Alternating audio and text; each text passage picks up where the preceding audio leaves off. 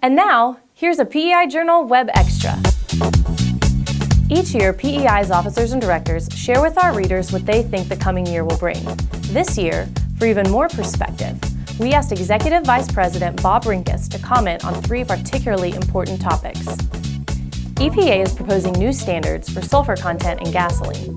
We asked Bob if this might cause problems similar to those we experienced with ultra-low sulfur diesel. EPA has proposed to reduce sulfur from 30 parts per million down to 10 parts per million. So that's a 2/3 reduction. What will its effect be? EPA has 200,000 comments to its rule. I have not gone to the docket to find out if anybody has asked that question. I wish PEI had asked that question. We have not asked that question. I hope that somebody has.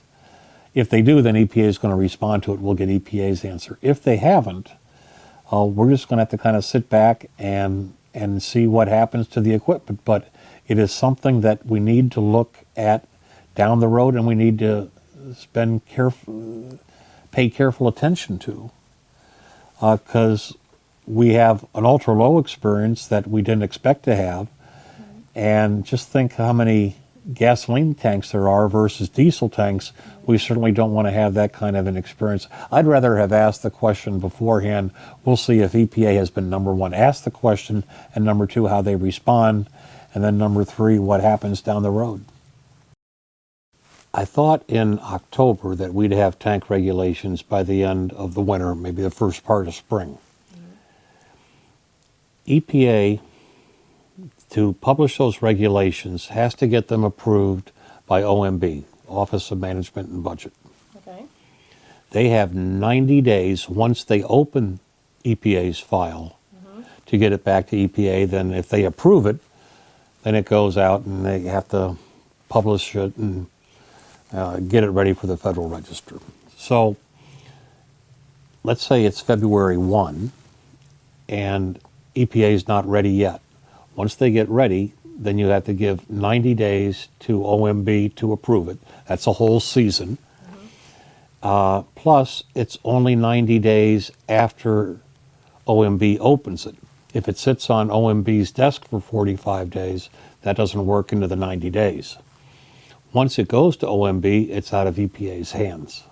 So my guess is probably toward the end of this fiscal federal year, which would end the end of September this year. So it's going to be probably 8 more months.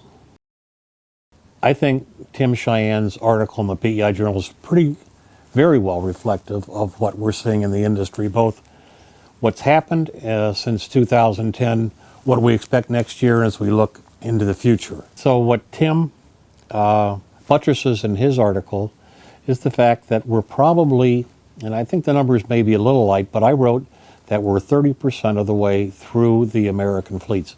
The recession has taken a bigger toll. We've still got 70% of our fleet yet to go, which require DEF. So it's gone slower than I thought. I think it has to gain speed as the economy improves. The newer vehicles require a higher dosing rate, more DEF per fill-up. I also understand that the DEF containers are going to get smaller, so people are now going to require more fill-ups of less volume of their DEF with the newer vehicles. Plus which we have agriculture this year actually now in 2014, and construction vehicles, which will now have to have DEF. So when you add all of that, 70% of the vehicles yet to comply, you're adding in agriculture, adding in off-road vehicles and construction sites. Tim paints a rosy picture, and I agree that it is indeed rosy. Thanks for watching. This has been a PEI Journal Web Extra.